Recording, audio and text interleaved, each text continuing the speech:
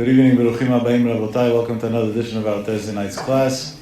Tonight's class is sponsored by Lili Nishmat, my dear brother, Rabbi Yisrael Meir Ben Sarah Zecher Tzadik V'Kadosh L'Vracha. Zchuto Yagen Aleinu V'Kol Yisrael Amen.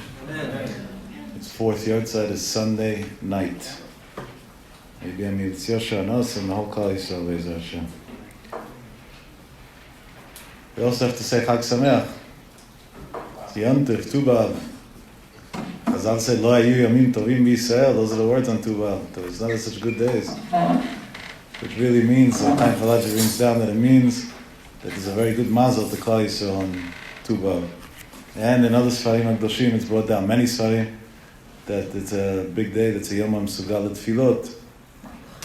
So I'll tell you something interesting. On Monday, I bumped into a friend, and he told me he heard a couple of recordings of some Tisha B'Av classes, and he heard that I spoke about that Tisha B'Av is a day that's Mesugal Tefillot, and prayers go straight up to Shamayim, you know.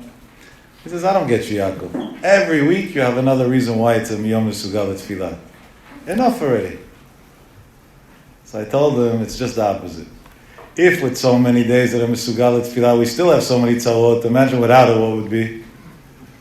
It's adrab, every day it's like that. We have to be mechazik, and the people should be aware of it and take advantage of it because we need it. We need it very desperately. But last year I gave my Shidduchim / Tu B'Av speech. So this year I want to go back to the subject that we began a few weeks ago. I stopped in the middle for 3 weeks because my father told me it's not appropriate during Bein HaMetzarim to talk about things that are not Beit Mikdash related. So I want to go back to the subject of AYIN HARA. Now, I'm fast-forwarding a lot, and we'll still go back to other things that should have come before, and I'm going to explain to you what I mean. Our first class in the subject, we spoke about the dangers of AYIN HARA, and we proved it from some sources in Chazal. I have hundreds and hundreds of more sources, literally, to prove the idea. Not from Sfarim that were written recently, from Gemarot, Midrashim, Rishonim, and Geonim. But I did get one interesting response that I couldn't argue. And somebody told me, okay, you scared the brains out of us, telling us that this thing can cost us our lives, but you didn't give any solutions. That's not fair. So I told him the next class that I give on AYIN HARA, I'm going to give some solutions, and then I'll go back to talking about how important it is to take it seriously. But giving solutions about AYIN HARA is not such a simple task. And the reason why it's not such a simple task is because who says that you're allowed to do anything at all that has to do with all these superstitious things that people do in different situations? And now, let's elaborate. Chazal HaKadoshim teach us, as a general rule, very general rule, that there are different types of refuah, of healing, for the damage of AYIN HARA. And some are what Chazal call a refuah, an actual healing. Others are a miniyah, meaning a preventive. And the third category is what's called a segula. Or segulot. Now, obviously, if the whole AYIN HARA is something that's spiritual, so all three of those criteria are normally going to fall into the criteria of things that are spiritual.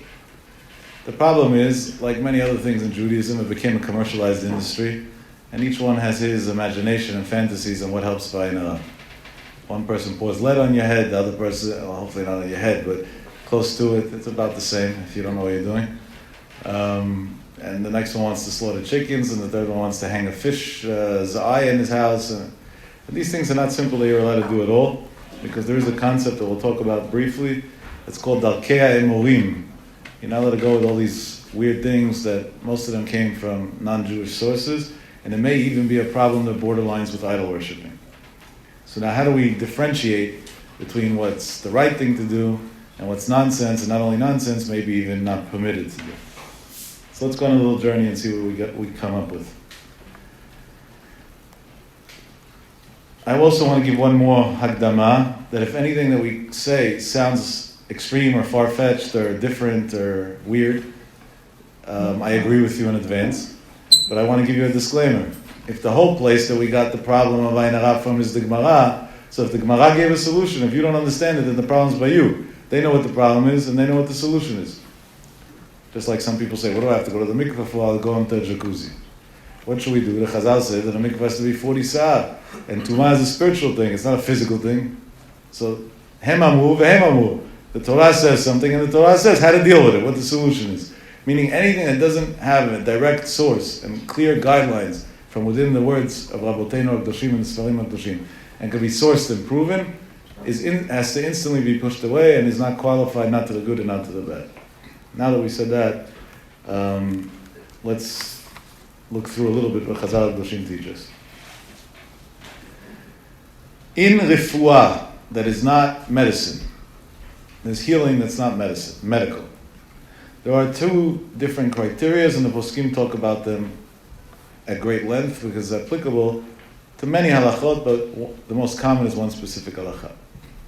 There's conventional medicine the way we know it, that Chazal talk about at length. Many of the things that we do today, Chazal actually predicted 2,000 years ago to the detail. I wish the professors would give credit to where credit's due. For example, anesthesia, the Gemara Brachot says how anesthesia works, and many medical procedures. The Gemara has lists and lists of medical procedures that they did in the times of Chazal. Believe it or not only medical, even cosmetic procedures, like weight loss. There's a Gemara Masechet Brachot that talks about losing weight and how to lose weight, including gastrosurgeries to lose weight. And you see, Chazal knew everything. They had the Chokhmat Torah, they knew it all in advance.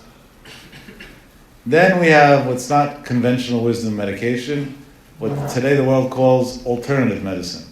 I know alternative medicine is very hip and popular, and people love supplements and nutrients and vitamins, and they'll sell you anything on Amazon. As long as there's a buyer, they'll sell it, and they'll make every false claim in the world that exists, even though there's no research to back it, or very limited research to back it.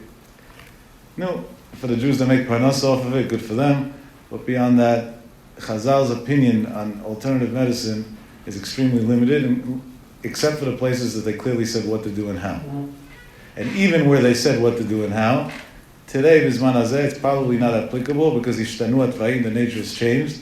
And if the nature changed, and the climate changed, and the way people's bodies are changed, and everything changed, so that they said 1,800 years ago that using a grape for something is going to help, doesn't mean that today it's going to exactly work that way.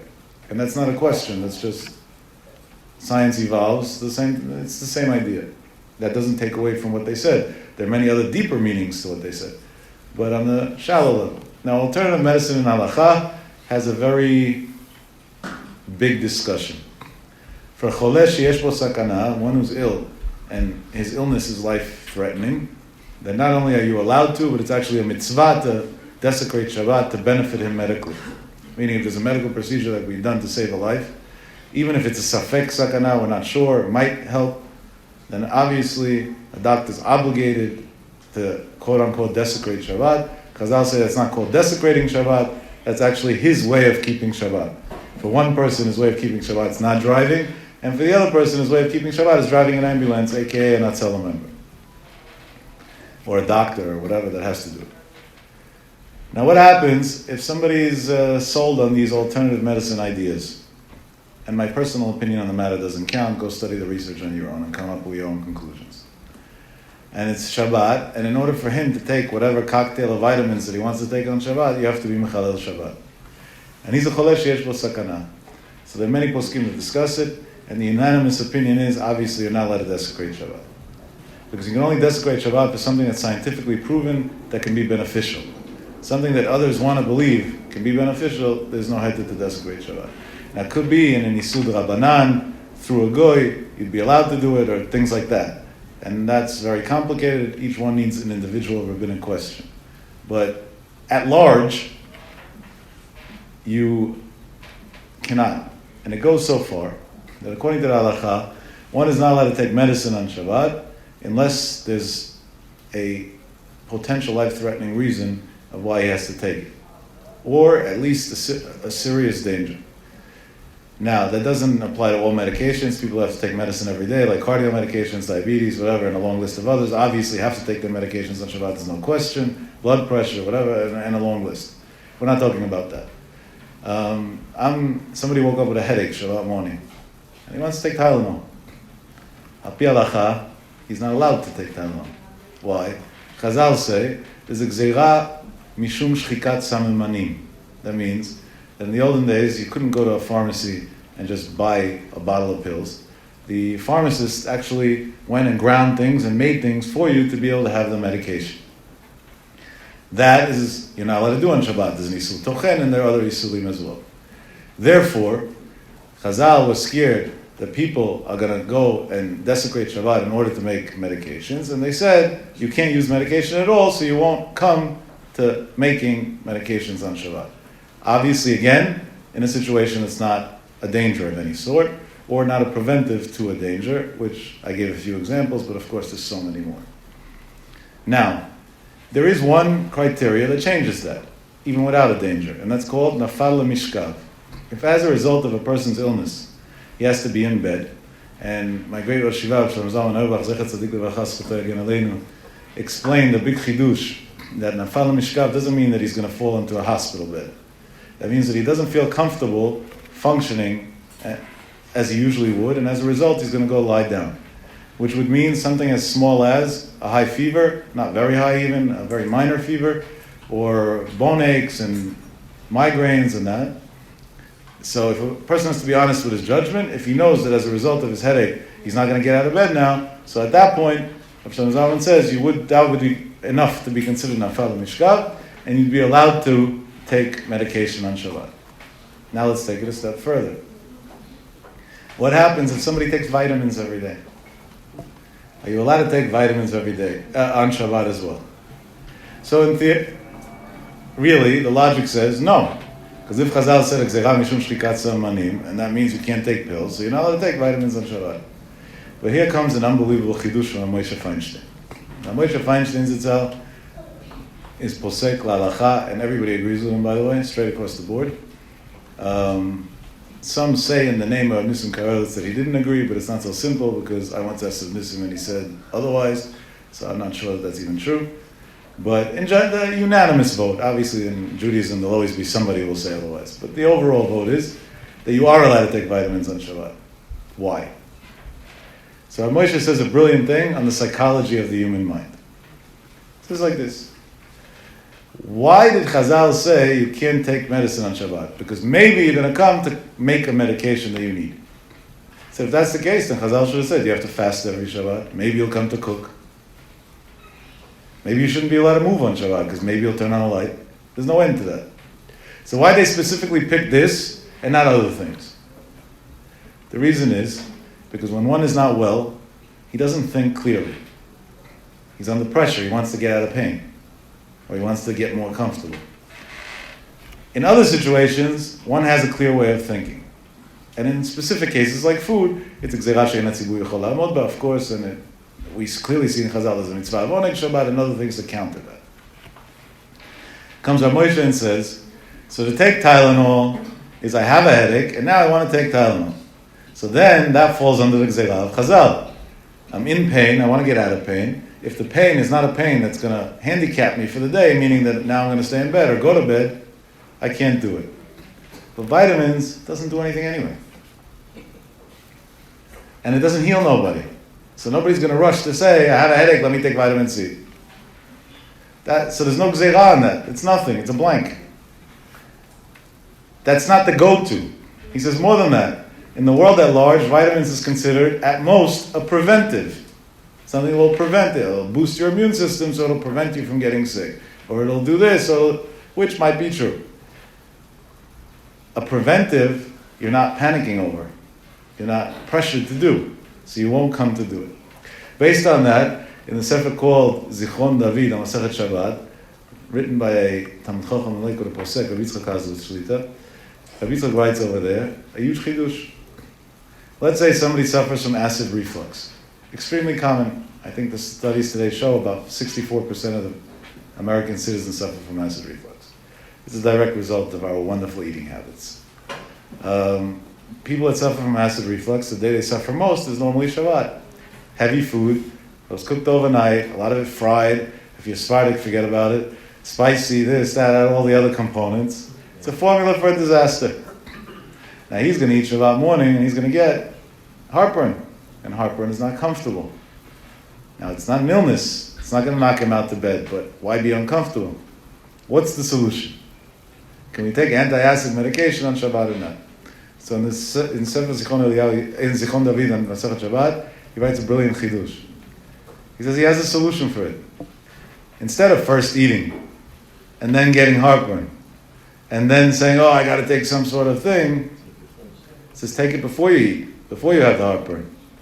And then you're not in a state of mind that's considered that you're pressured, you're stressed, so your judgment will be clear.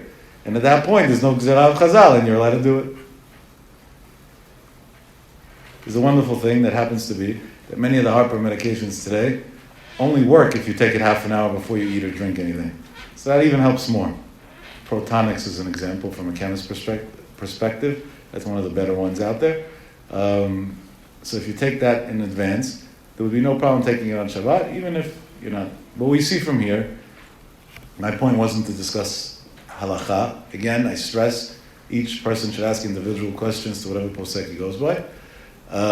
My point is that you see that Chazal didn't take alternative medicine at large that serious. Meaning they didn't see a reason to start desecrating Shabbat over acupuncture. That wasn't their thing. It wasn't, things that there's a science behind that's considered a fuah, they did, and other things they didn't. Then comes step 3, spiritual healing. There are many examples in Chazal that an ill person can get healed through spiritual methods. One of those examples are kmeot. Today we don't have people that really know how to write kmeot. Besides, if anybody in America tells you they're writing a kameh, you should know he's a scam right away, because in Chutz La'aretz you're not allowed to write a kameh. It's dangerous, actually. Not only won't it help, it'll do damage, and a long list of other things. But there was a generation, even Rav Kaduri was the last that I'm aware of, they knew how to write kmeot. And it worked. It helped. We've seen countless things. I had a friend who, we should never know, was in the IDF and he was shot, and as a result he was paralyzed in the left side of his body. And a few months after they realized there's nothing to do, they tried all different things and therapies, and there was nothing going on. Somebody said maybe we should go to Rav Kaduri, and we went to Rav Kaduri with him. He was in a wheelchair, obviously, and he couldn't even speak. His speech was slurred. And Rav Kaduri, I don't know what he did exactly, but he wrote him something on a piece of parchment, rolled it up, put it into a double plastic, and told him, keep this on you and get up. And he stood up. That was the end. He was healthy. And the Gemara talks, I saw that with my own eyes, not people told me stories. The Gemara talks about that. My grandfather, that I'm named after, Rav Yaakov Yagen, Zecher Tzadik Livracha Shenipadel Chaim Tovim, he didn't write kmeot, but there were other methods of spiritual healing that he did constantly. It was a regular thing. In our family, as long as he was alive, except for Rav Nissen, which was a different type of situation, the general illnesses, he defeated all the laws of nature. And said what he had to say and did what he had to do, and boom, and get up, you're healthy, what are you wasting time for? Sometimes I would tell him I need, the Israeli version of Tylenol is Akamol. I'd say, you have Akamol at home? He would say, why? I said, I have fever, I have a flu. He would say, come here, and he put his hand on my forehead, he said, you don't have nothing. 2 minutes later, like nothing ever happened. It was an amazing thing. There is such a koach. Now, in these things, the things that clearly say, in the Gemara, in the Midrash, and in the Zohar, if understood correctly, not only are permissible, but are actually a mitzvah to do, because it's helping people. The things that don't say so might be a very large sin to do. And we have to break this down so we gain the knowledge of what's right and what's wrong. And unfortunately, some organizations are not going to like me tonight, because all this bottle selling for all this money is going to go down the drain, because that's definitely Dalkei Emowi, and many other things like that we never saw being done before. These are not things that Chazal talk about. But I talk about specific things that we have sources for. So, listen to what goes on.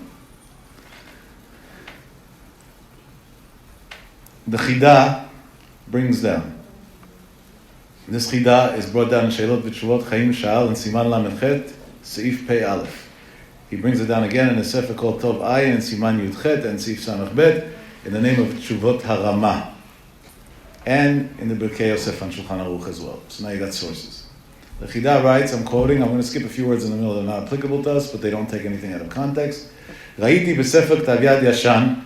I saw in an old manuscript, Rabbeinu Peretz was the Rishon, Katav b'Shabbat, he wrote on Shabbat, now to write on Shabbat is a sin obviously, Shemot HaKodesh, names of God, meaning a Kameh, Sgula biduka liyoshevet ala mashber.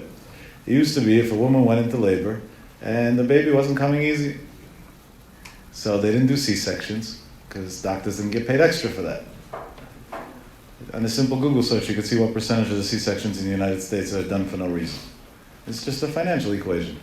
So the doctor does a C-section, it's a surgical procedure. He makes more money, so why not? And it's more convenient. He doesn't have to sit another 8 hours in the hospital waiting. Gets it over with quickly. That's why the Halacha is not so fond of it unless there's a real medical necessity. So what did they do in the olden days? There were no C-sections. So they went to Rabbeinu Peretz in his generation, and each generation was somebody else. And he would take a piece of parchment, he would write a few names of God, and he would give it to the husband. He would say, go give this to your wife, put it under her head, and boom, she gave birth to a healthy baby on the spot. That's the way it was. Simple faith. Now what happens if you don't have that kameh already? And now a lady who's in labor is considered a cholesh yesh bo sakana, right? We desecrate Shabbat for her.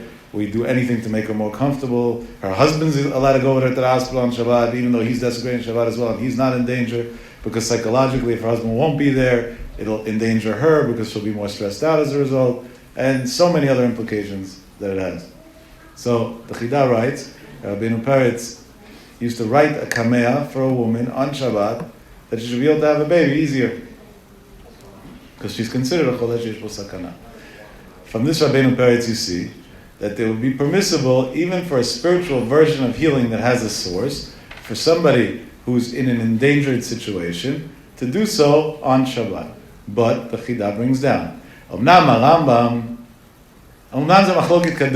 It's an old argument. Why? Because the Rambam holds, not like that. The Rambam sover, she'ein ovrim ala mitzvot, ela berefuah she'i derech hateva. The only way you're allowed to desecrate Shabbat is for conventional medicine. And it's so befitting the Rambam, there was a doctor. I'm not saying that's why he wrote that, but it's interesting. It's befitting that his opinion fit that. V'lo b'davar shu derech sgula. You're not allowed to desecrate Shabbat, even for somebody who's in life danger, for something that's a sgula. V'chen kadvu achronim, the achronim write as well, the Haramban v'harashba pligi al Harambam, that the Ramban and the Rashba, which are also two great Rishonim, argue on the Rambam. V'svurim, and they hold afilu refuah b'derech sgula, even to heal somebody through a sgula. Shari la'avor al isur Torah, you're allowed to go against an isur Torah of Shabbat, to write something and to do it. Ulefi zeh comes the Chida and concludes, Efshad Rabbeinu Peretz svir alei al cholkim al Rambam. It must be that Rabbeinu Peretz held, like the other Rishonim that disagreed with the Rambam. There was a lot of them, and that's how they came out. Now obviously there's a long, complicated subject. I'm clearly saying I'm not coming to say halacha l'maaseh, and I also want to stress today there's nobody alive that I'm aware of that knows how to do things like this, so it's not applicable.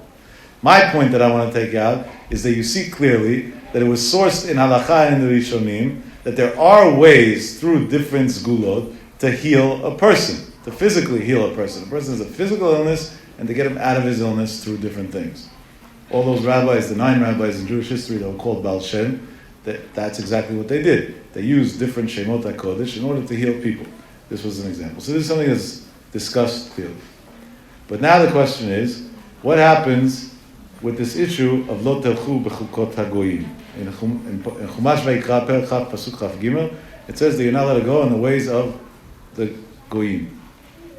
So now, where does that apply when it comes to these type of things? So we have to go through a little bit of what it says in the Poskim.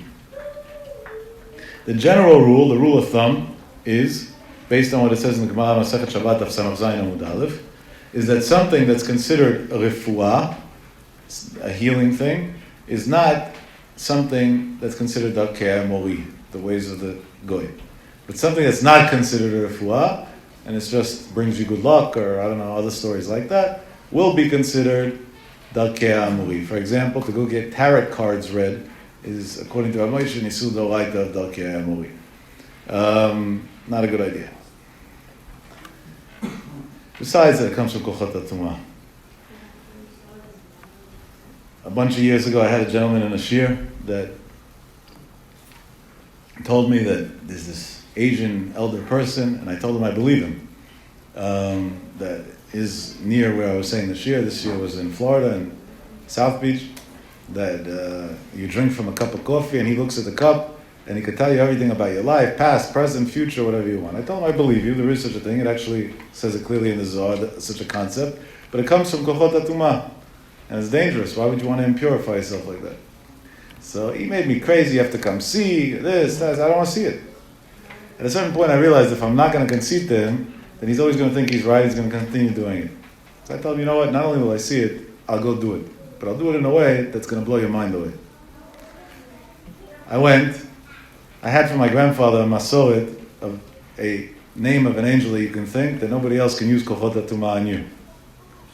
And I had that name in my mind, and I sat down across the guy. I took a sip of his espresso that he wanted me to take, and he looked at the cup, and he looked, and he looked, and he looked. After like maybe 90 seconds that felt like eternity, he threw the cup on the floor, the glass shattered and everything. He started screaming, "You're the devil, you're the Satan, get out of here."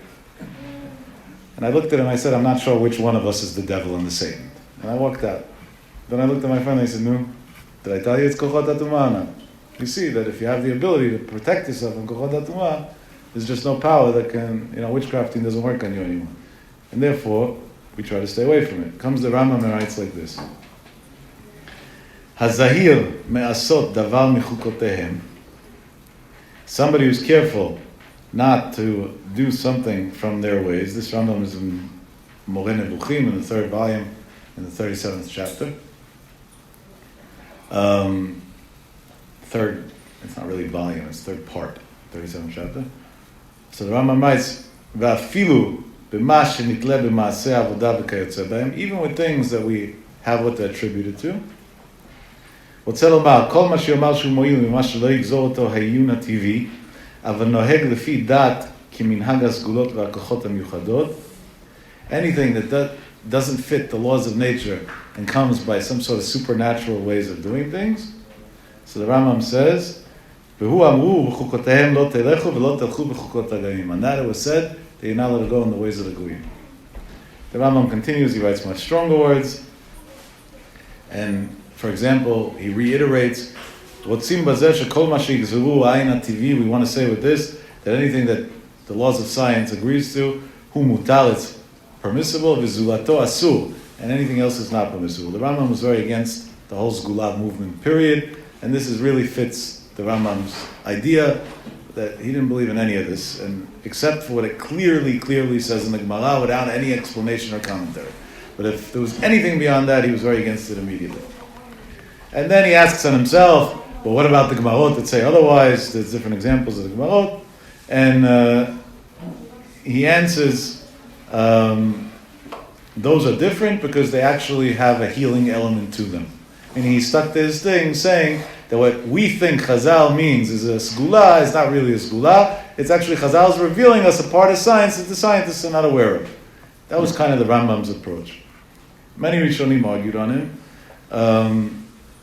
Some agreed with him, depending where you look. Rabbeinu Menachem HaMeiri, the Meiri, also went with the way of the Rambam, and he clearly says that in Masechet Shabbat, it says in different places you're allowed to wear different things or do different things to heal yourself, are things that have properties and elements of actual healing that can be proven, but it's not just random ideas that people have as superstitions.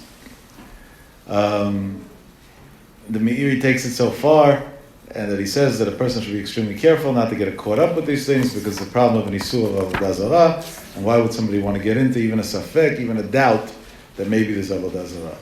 And there's a long list of Rishonim that went with this way. On the contrary, there are others that were much more lenient, and they said the rule that we said, and that's what's in Nifsak Halacha, that anything that Chazal said clearly is okay to do because they gave the source of why you're doing it. So then you're not doing something that's the ways of the Gentile, you're doing something that's a Jewish thing to do. Because that's what we know clearly is going to help. Because Chazal HaKadoshim said it, B'ruach Kodsham. But if it doesn't say so clearly, then obviously it wouldn't be permissible to do. Okay, that was a long Hakdama, but it was necessary to understand the foundations of the idea. And if one thing I get out of it, that I prevent a few people to stop believing in false faiths and on silly sgulot that come from nowhere and make no sense, for that alone, the whole shiur was worth it. The only problem is that when people are desperate, they'll do anything. We should never know. When somebody's terminally ill, you could tell him the Brooklyn Bridge. Anything you'll tell him will do at that point, because he doesn't know, he's desperate.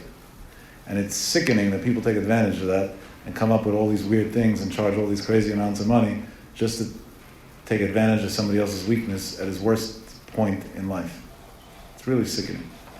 There's a reason why the tzaddikim never did that. They had big powers to heal, but they never went to the sick man and said, give me this, give me that. They just healed him, and that was it. Because how can you take advantage of somebody in his weakest moments in life? And it's really evil and wrong. Besides, the more we start believing in Zgulot, the less we believe in God. Because we don't associate Zgulot with God, believe it or not. Because we think the Zgulah works. I read Perek Shirah, 40 days, and I got this. No. You davened to Hashem, and you got that. Maybe Perek Shirah was influential, maybe not, I don't know. But one thing for sure is that has nothing to do with that. And then your emunah goes down the drain. Everything goes down the drain. It's a very, very scary thing. Now, practical implications. So I'm going to take one, and there's so many more, and hopefully with time we'll get to discuss more. There is a Gemara. This Gemara we quoted in one sentence, but tonight I want to elaborate a whole lot on it. The Gemara says like this. The Gemara learns a pasuk. The pasuk is in Dvarim Perek Chet pasuk Chet. And the Gemara wants to learn from this pasuk that I'm going to quote in a second what the pasuk means. The Gemara is in Talmud Bavli, Masechet Bava Metzia, Daf Mem Bet Amud Aleph, and the second time Masechet Ta'anit, Daf Chet Amud Bet.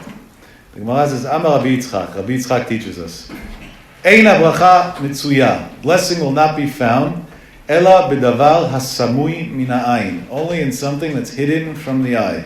Shene'emar, like it says, that was the pasuk that I said the source to.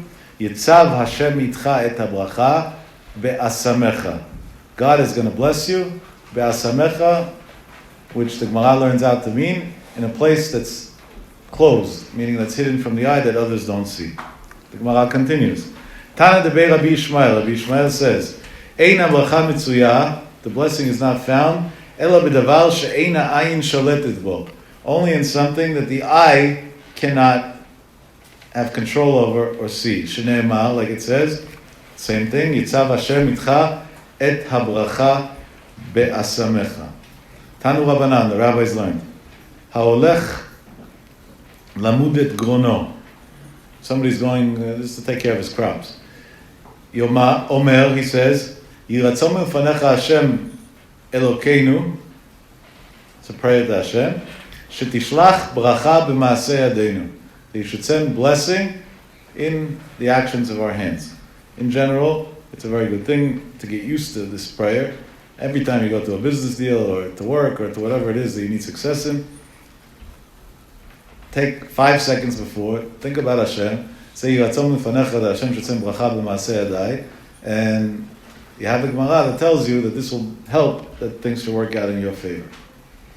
Hitchil Amud, if you already started the actions of what you're doing, so he says another prayer, Baruch HaSholeach Bracha B'Kri Hazeh. Blessed is God who sends blessing in this crop, or in our case, in this business. And that's already beginning to say thank you. Madad B'Achar Kach Birech Harezu Tfilat Shav. If he measured already, meaning you counted your money and then started praying, that's a false prayer. You already counted, you know what it is. What's the Gemara teaching you? The Gemara teaching you a wild thing here. That if you have to make a calculation on how much you're going to earn in a deal, if you pray before, Hashem can make that the number's going to be bigger even though the deal technically was already done. Because you don't know how much you're earning anymore yet. But if you already made the calculations, then whatever it is. Because we don't change the nature of the people. I mean, as long as you don't know, the nature can change in your favor. Once you know, the nature can change in your favor. Not only that, to pray retroactively is a tefillat shav, it's a false prayer. Why? Comes the Gemara and says, Lefi she'ein habracha mitzuya, lo b'davar hashakul, blessing doesn't lie, not in something that can be weighed, v'lo b'davar hamadud, not in something that can be measured, v'lo b'davar hamanui, and not something that's counted. Ela b'davar hasamui min ha'ayin, only something that's hidden from the eye. Shene'emar, like it says in the pasuk, Yitzav Hashem et habracha b'asamecha, the pasuk that we quoted. P.S. Good advice. Some people have this terrible habit of counting their money all the time. I think maybe it feels good. I don't know what the issue with that is. It's actually not so healthy. Dollar bills have a lot of bacteria and germs on them. Shouldn't be touching them all day. But some people do that.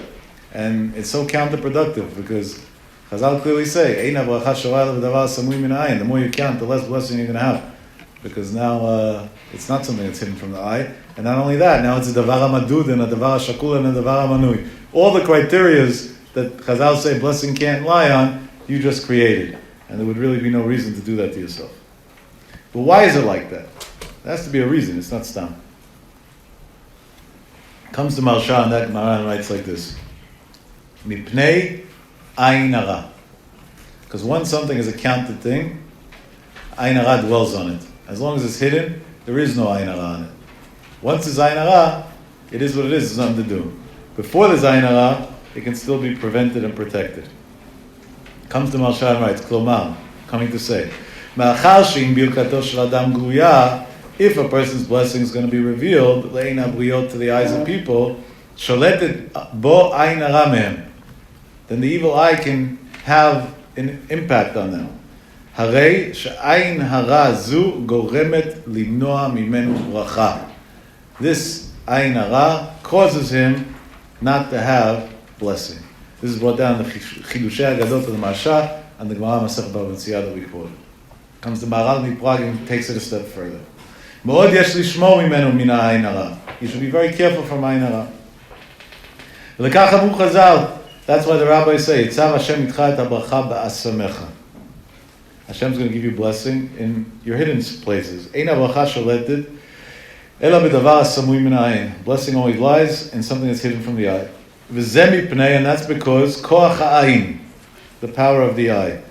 V'zeh davar, and this thing, inyan gadol, is a great thing. Meaning, over here, Chazal HaKadoshim, clearly in the Gemara and Bavli twice, based on the explanation of the Marsha and the Maharal, give you the first solution to protect yourself from AYIN HARA. It's very practical.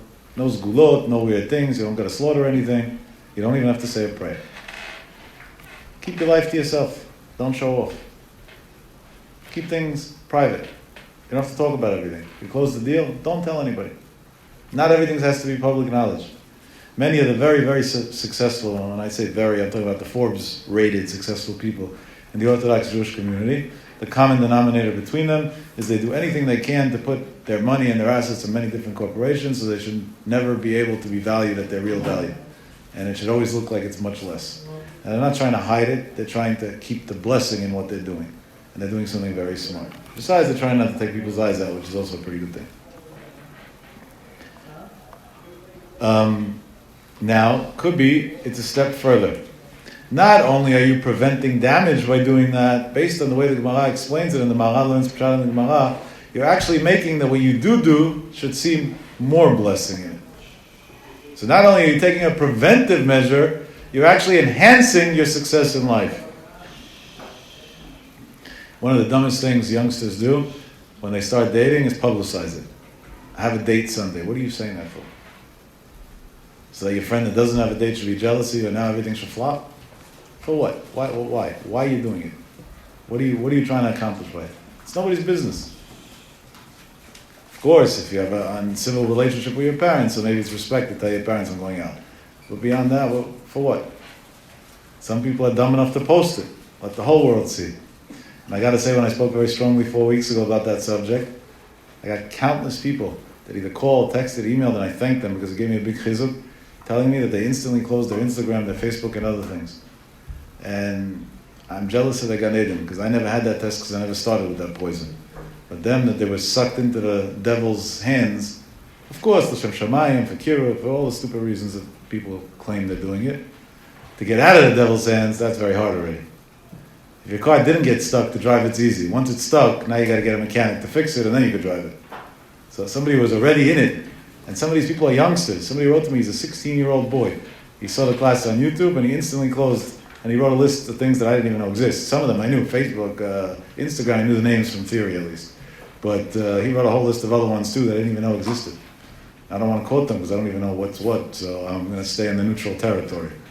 But it didn't sound like there was big mitzvah semaisim tovim over there. That much it didn't sound. I wrote them back, I'm jealous of your Gan Eden. Yehei chelki imcha. I hope that one day I'll get to sit near you. Because for a 16-year-old, to sacrifice what's dear to him, what keeps him busy, what makes him cool, what makes him popular, is a big sacrifice. It's an amazing sacrifice. I do have one great story about that.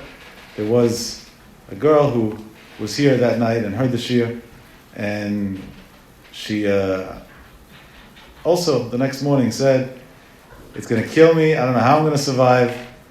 I told her I work for the Chevra Kadisha. If she dies, don't worry, she'll have a good burial at least. I don't, but whatever. That was just, I hate these kill you. That's how bad it became. But she's doing it anyway. And she's asking me for a favor that I should give her a bracha, she should find a shidduch. So I told her, I don't know, I'm not a holy man, I don't give blessings. But the Gemara says you're supposed to give anybody a blessing. I said, for sure this merit will stand for you. So I heard a wild thing.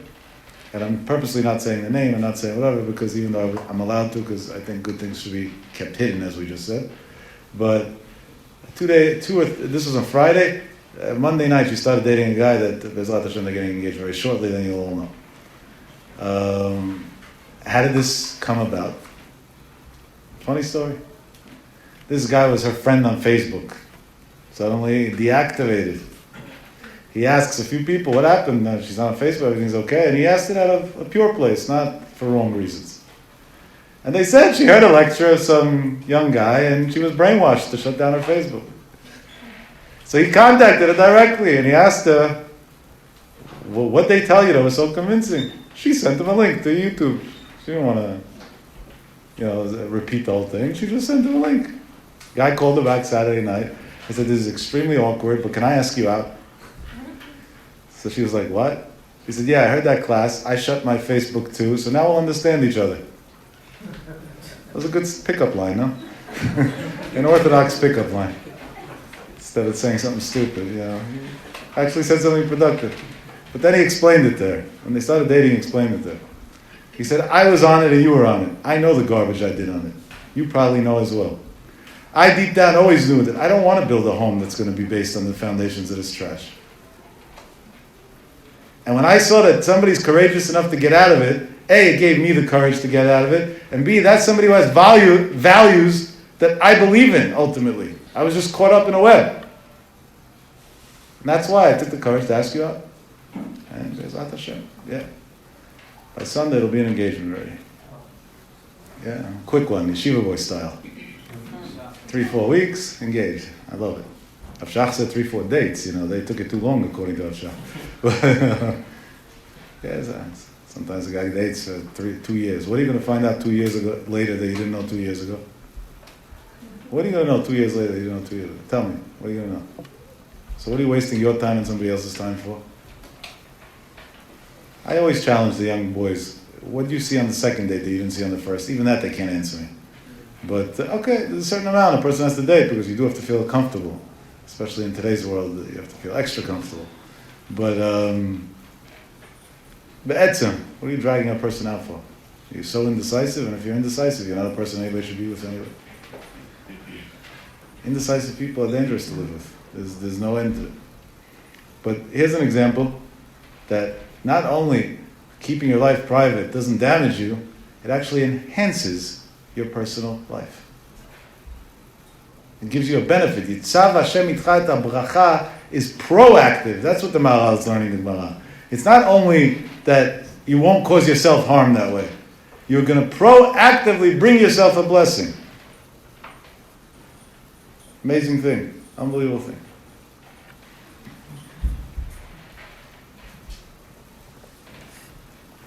Now,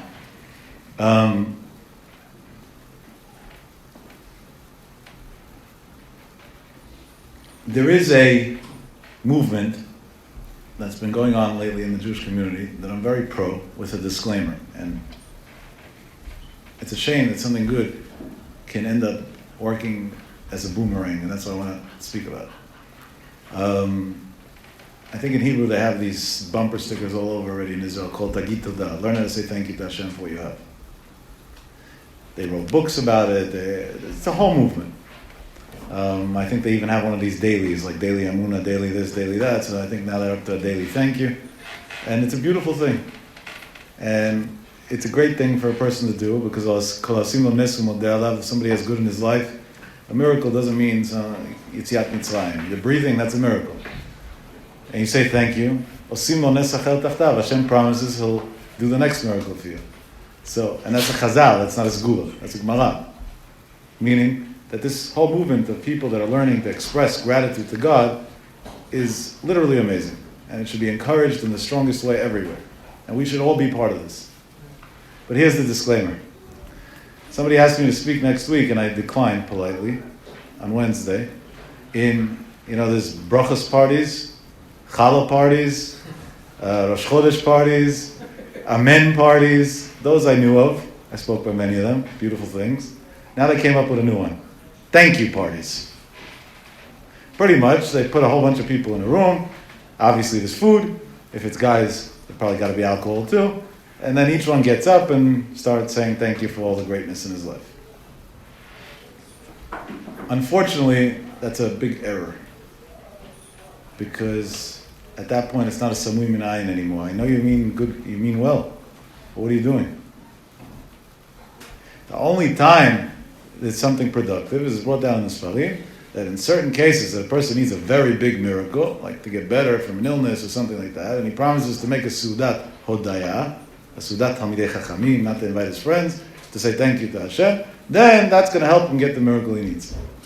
But beyond that, why get up and start saying how many deals you closed this month? So all the other brokers in the room that didn't close the deal this month should be jealous of you and their eyes should come out? Nothing good is going to come out of that. And I don't doubt, and I verified with one of the rabbis that's very strongly behind this, that that's not what they meant. They meant that a person on his own should learn to say thank you and should learn to have gratitude.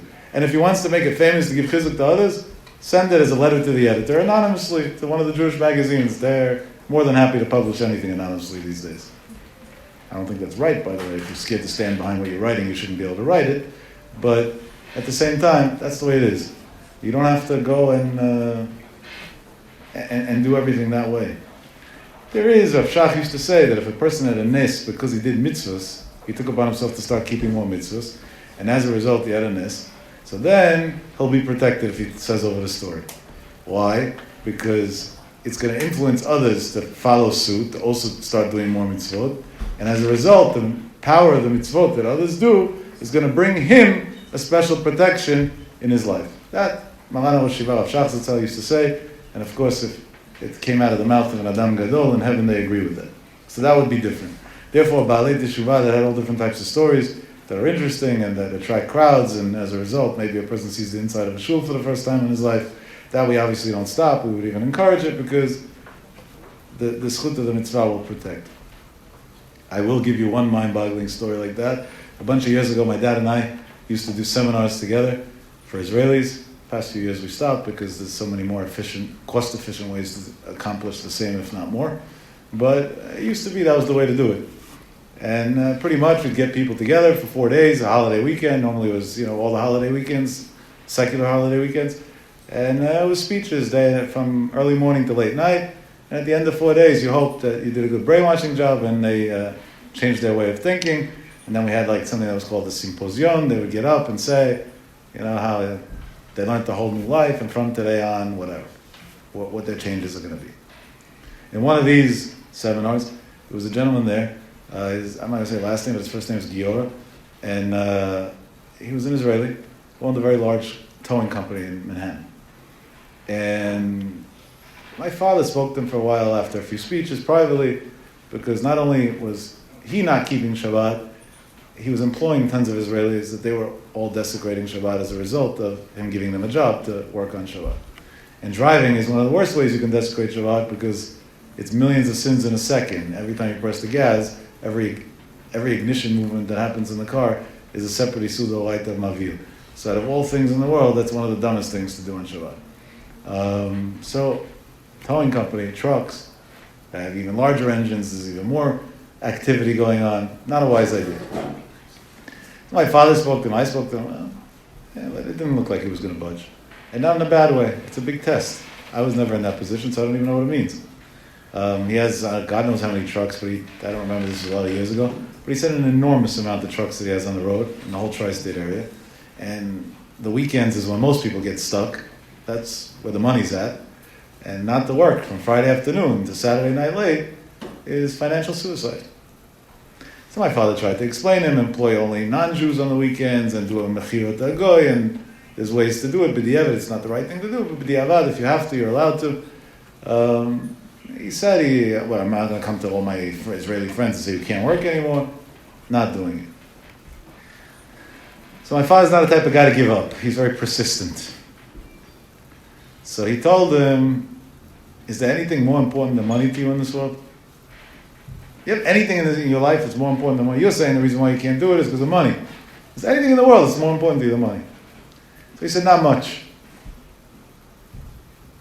Anything? And my father innocently says, what about your wife, your kids? Are they more important than money? And he turned red as soon as he said it. My father was scared. Maybe he touched on a sensitive subject. God knows what his personal situation is. And he says, I'm sorry if I said something that's, He says, no, my wife is more important than money. That's a no-brainer. Kids I don't have. And I can't have. I have a medical illness, whatever it is, my wife can't get pregnant. That's why it shook me up that you gave that example. I didn't like it. So my father apologized to him. He said, I'm sorry, I didn't realize it was a sensitive subject. And then, I don't know, my father has guts, I guess. He tells him, what about, let's make a deal. So he said, what's the deal? He said, you close your company for 4 weekends, and by the 4th Shabbat, your wife will be pregnant. So he tells him, Chacham, I told you clearly, it's impossible. The science doesn't work. He said, yeah, the science doesn't work when you're not a Shomer Shabbat. But when you became a Shomer Shabbat now, so you're a new person. A new person is new rules. Maybe it will work. And he said, and what if it doesn't? He said, if it doesn't, it doesn't. But you have nothing to lose and everything to gain. And it's only 4 weeks. I'm not telling you forever. I'm telling you 4 weeks. And then my father tells him, well, what if it does? What if it does work? He says, then I'll never desecrate Shabbat again. I stay closed. My company's closed. So my father said, I don't trust him. Because a lot of people say that. They don't stick to it. Come inside. I was in the middle of giving a lecture. He stops me, he brings him onto the stage, and he tells everybody, I'm making this guy a deal. Within 4 weeks, his wife's going to be pregnant, and he's keeping Shabbat for 4 weeks, and if she's pregnant, he's keeping Shabbat forever. You agree? And Giora says, yeah, I agree, handshake. Everybody's clapping, singing, looks exciting, and goodbye. 3 weeks later, he calls me, couldn't reach my father. He says, do me a favor, call your father, and tell him you better pray for my wife every night, because she's pregnant. And this got to work. Unbelievable. I called my father, I reached him wherever he was, and he tells me, call him back and tell him that I'm asking for him for 2 things. Number 1, he shouldn't tell a soul. Let him keep it a secret until it shows, and there's no choice, so people by default know. There shouldn't be AYIN HARA. Number 2, tell him that no matter what, he better be careful. He shouldn't desecrate Shabbat, because that's what brought him the child. He shouldn't think, oh, now I have a kid, I'm good to go. I called him back. I told him. He said, of course, what's the question? And that's that. I think it was 7 or 8 weeks later, 7 weeks I think it was, after this phone call, his mother came from Israel to visit him. His mother was a secular Jew. And on Shabbat afternoon, she wanted to go watch a Broadway show, I think it was. And she started putting pressure on him, come with me, come with me, come with me. And he said, no, I keep Shabbat. And it went back and forth. Finally, she convinced him, I guess it almost sounds like an ex-yeshiva boy or something, that we'll take a subway, so it's not Chilul Shabbos really, because you don't have to pay. I don't know. She had all these calculations, like as warped as could be, and this and that, and the tickets we bought in advance, and there's she sold him the Brooklyn Bridge. And he bought it. He fell under the pressure of his mother. And that night his wife miscarried. I remember the frantic phone call Saturday night. We were talking about 14 years ago, the story, as if it happened yesterday. Yaakov, I don't know what's going on here. We got this can't be. My life is. I said, what happened? He tells me the whole story. I said, yo, come on.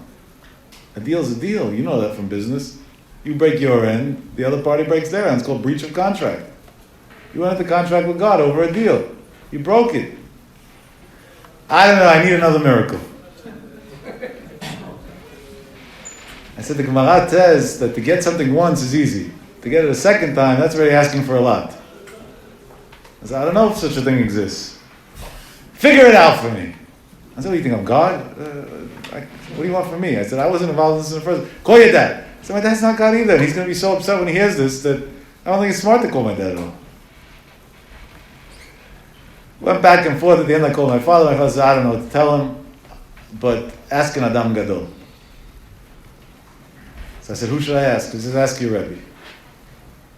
So I told my Rebbe the whole story one day. So a couple of weeks later, I was in Israel, and I met him, and I told him the whole story. My Rebbe was mind-boggled by the story. He said he wants to speak to the guy on the phone. He has to hear it firsthand. Speaks to the guy on the phone. He was Israeli. My Rebbe was Israeli. They spoke the same language. They understood the mentality of each other as well. And they had some click. There was a relationship there that clicked.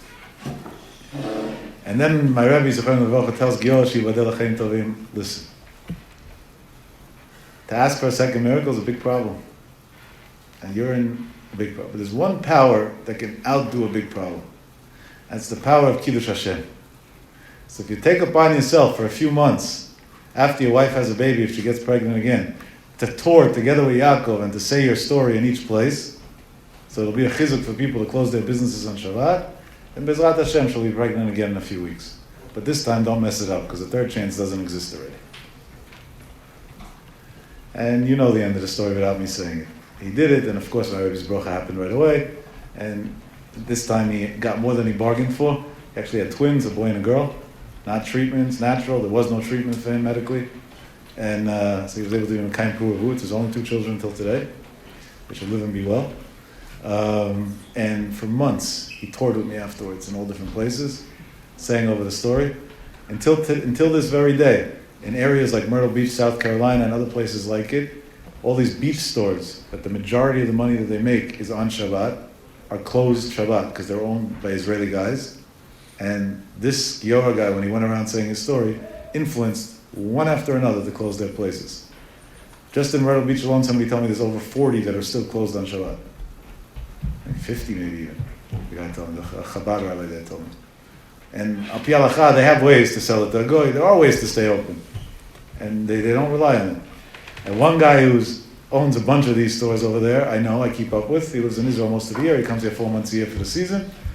And he told me that not only is he not making less money, actually from the day he started keeping Shabbat, he never had a test besides for the first week, because he clearly sees how his numbers tripled consistently, and it's going on like this for 13 years already. He said, I didn't lose anything. I had no temptation to open on Shabbat, because then I'll go back to my old income. I like my new income. I want to keep it that way. That's Birkat Hashem Ita Ashir, the blessing of God. So that's an example. We're saying thank you, and publicizing something was a unique situation, like Rav Shach said, that it was a chizuk for others. So the chizuk for others is a protection that now protects the person that the fame shouldn't harm him. But in a place that it's not a chizuk for others, for what? You're not going to gain anything, you have what to lose. But it goes a step further.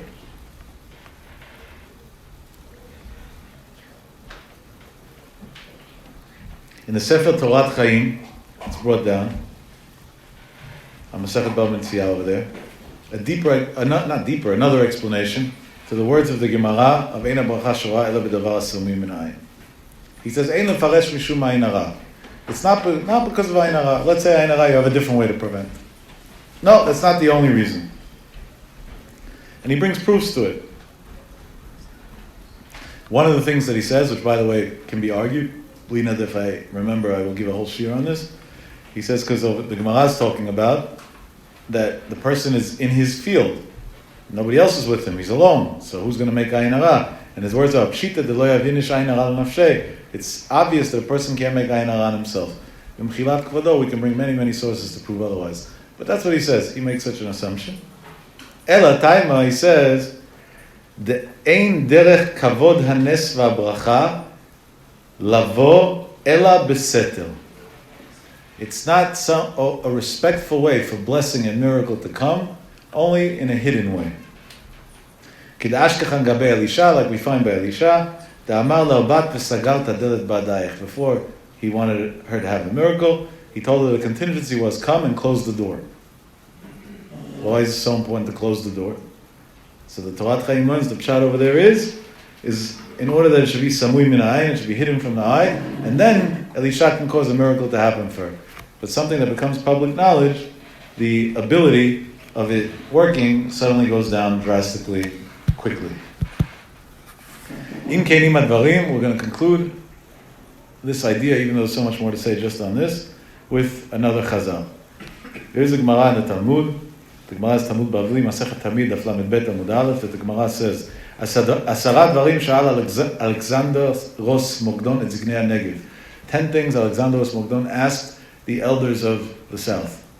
And I'm skipping words in the Gemara because we're not going to go through all 10. One of the things that they said, Amar Lehem, Ma Yavid Inish V'Yamut. If a person wants to die before his time, I guess people were suicidal back then too. So what's something that's going to cause a person to die without him killing himself? Hishivu lo ziknei HaNegev. The elders of the south answered him, Yichyeh et atzmo. He should make himself alive. That doesn't make any sense, no? He asked, what does a person do to cause himself death? He should live. Imagine you went to a doctor and said, I want to have a long life. What can I do as a preventive to have a long life? And he tells you, go to the gym and eat healthy. That would make sense to you.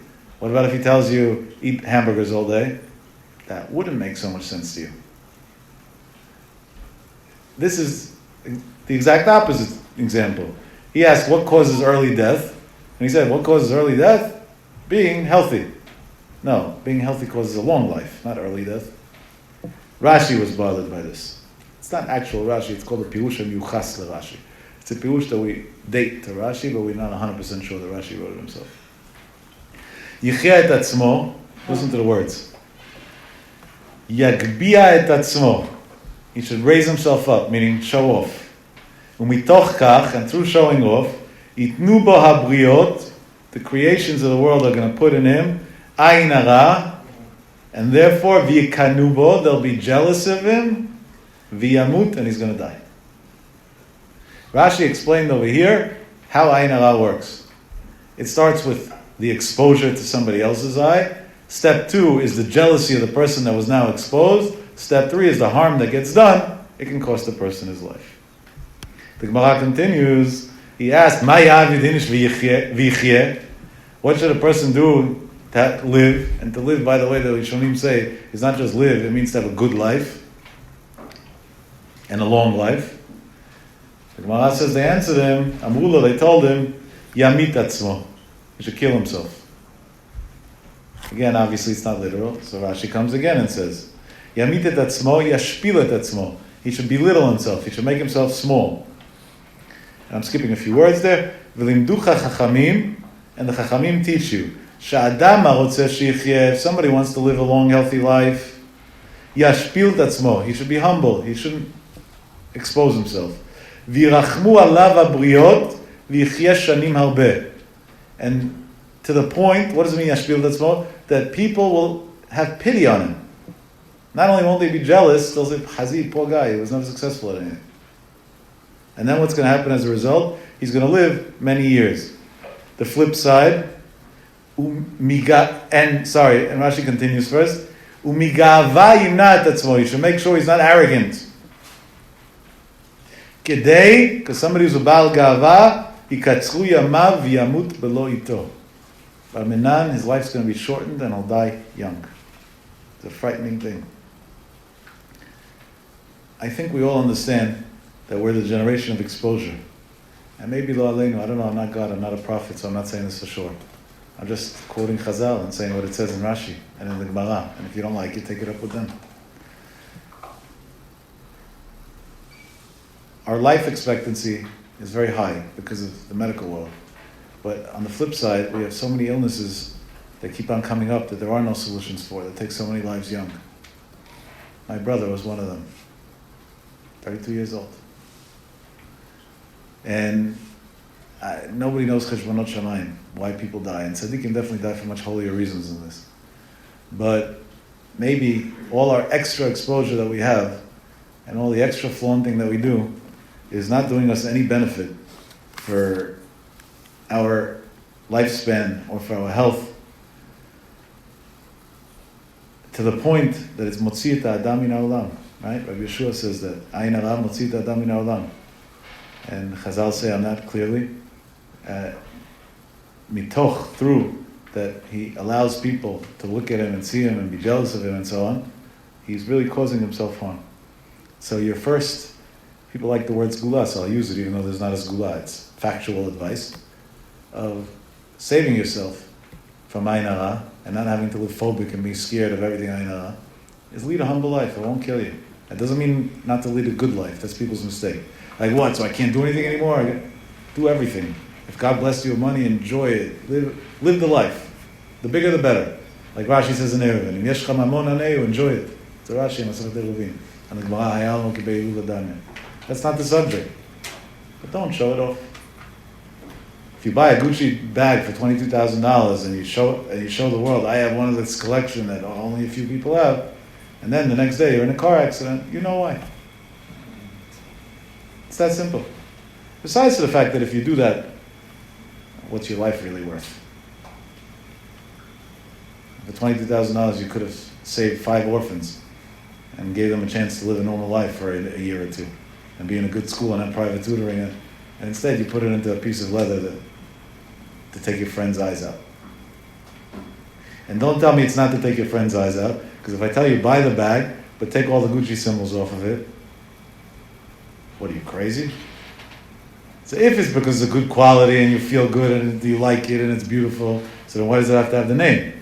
And if it has to have the name, so who are you lying to?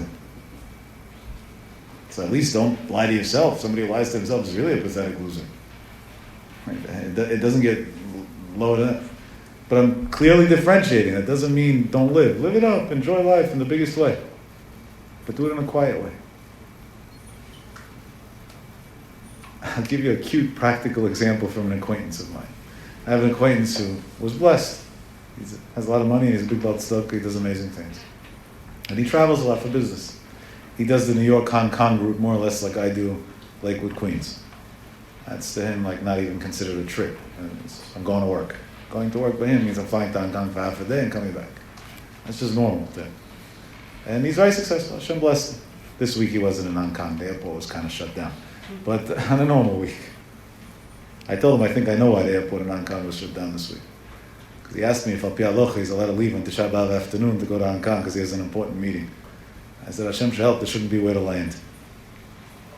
And he texted me on Tuesday, there wasn't way to land. So he wrote to me. I don't mean that literally, I don't have such spiritual powers exactly, but the idea was cute. We definitely have a cute relationship. So he spends extravagant amounts of money on airplane tickets, obviously, for his comforts, which by him are necessary, and he can afford it, and the tax write-offs. So it's like a win-win-win straight across the board. And normally when you do that and you're a high-end customer flying first class, the airline asks you when you check in, do you want to board first or last? Most people always say last. Why would I'm already going to be on the plane for 14 and a half hours. Why be on it for another half an hour? He always says, I want to pre-board before anybody. And he told me I hate it. I hate airplanes because I'm on it so long. I don't care how fancy it is. Enough, I do it because this is my living and I make good money, but it's not what he says, because when you board first, nobody sees you. When you board last, everybody sees you. You walk through. You never realize the psychology of airlines? They put first class either up front that everybody has to walk through it. That's on the commercial flights in the U.S. On the international flights, they don't do that. They put it up in a different section. So you walk on and everybody looks at you. I'm sitting here cramped in 30 inches and he's going up there. And there's a psychology behind it, because domestically people spend less money, so you have to put it in their eye quickly, so maybe they'll spend more money next time. And internationally people spend more money, so you have to make it more exclusive and extravagant to get people to pay that type of money. And he told me clearly, this is the reason why I do it. He said, nobody has to know. What does it make a difference? When I go, and he says, and the few times that I have friends there and they see that I'm going on first, I say I'm injured, and that's, so handicapped people get the right to go on first because it takes them longer. It takes me longer to walk the thing. It covers up for it. It's a beautiful thing.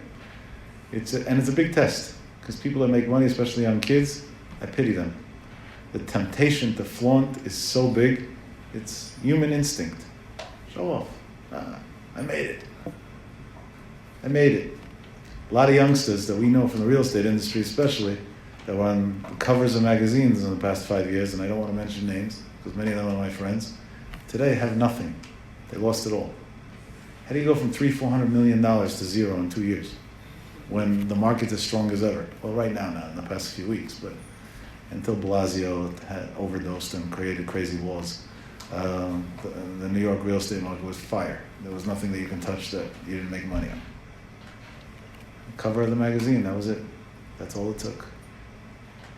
That's all it took. And now everybody's talking about you. You have nothing to protect you. You're exposed. You're exposed. There's no more blessing. Keep it quiet. There is blessing. For the obvious reason, I'm not going to say a name, but an Orthodox Jew is worth over $17 billion. Real money, not that he values his name, aka Trump. Real money. Drives a Toyota Avalon. And I once told him, come on, this is already pushing limits, At least something semi-comfortable. You're on the road a lot. And he says, yeah, but I don't want anybody to know. He said, I can have a private jet to take me from Brooklyn to whatever. I can fly helicopters all day. I can spend unlimited money with my family all day, all night, and I'll never run out. But for what? What are my neighbors going to say? Well, let me live a humble life. He said, it's working. I'm making money. There's blessing. I can give tens of millions to charity every month. Why would I jeopardize it? Why would I mess it up? And when he gives charity in very large numbers, on a weekly basis, very, very large numbers, he makes the rabbis and the Rashi Yeshivot sign a whole document, and both a halachic document and a legal document. I saw it. That if he ever finds out that they ever told anybody or put his name on anything, then he never gave the money and they have to repay him the money that he gave. Literally a threat. And he means it. He makes them sign a legal document saying you're getting a $500,000 or $1 million contribution for your building, contingent to the fact that nobody knows where it came from, and you will never put anything that can expose the origin of the money. And if you're ever caught otherwise, it was a loan, it wasn't a gift, and now you owe the money. And you're legally in debt. He worked it out by law, how to structure such a thing. It's a breach of contract, and at that point, there's a way to do it. The lawyers in the room will explain you how. And maybe, I don't know for sure, again, I'm not God, I have no idea, but maybe that's why he's so blessed. Hashem says he's a person who can flaunt. He could be on the Forbes lists way up. And not only that, he does everything he can to cover up for everything. And he's not cheap, and he's not stingy, and he doesn't live a poor life. He does everything right. But quietly. Humble. Do it. Enjoy it. Yeah, I'm stressing this because I don't want people to walk away with, so I should live this poor, miserable life. No. I pray every day for the whole Jewish nation that does the right things with their money. They should all be very rich. If Hashem put wealth in the world, why should it go to others? Let it go to Shavei Torah mitzvot. They should be able to do tzedakah mitzvot with it. But just cover your tracks. Simple as that. And then you fall under the criteria of bracha es shorah b'davar hasamui min ha'ayin. Something that's hidden from the ayin. Because Baruch Hu should help that the blessing should always lie b'asameinu b'ezrat Hashem. And we should be protected from any ayin hara and anything bad. And Hashem yamtik aleinu et hadinim ha'shoresh. And this great holiday of Tu B'Av should bring all of us, b'chlal u'b'frat, big, big blessing. And it should really be, lo hayu yamim tovim, it should be a big Yom Tov Be'ez Hashem, b'simcha gdola v'atzuma. And Kadosh Baruch Hu should say, Dai letzarot Am Yisrael b'chlal u'b'frat, and we should merit to see Mashiach tzidkenu b'meira b'nachat u'b'simcha, amen v'amen.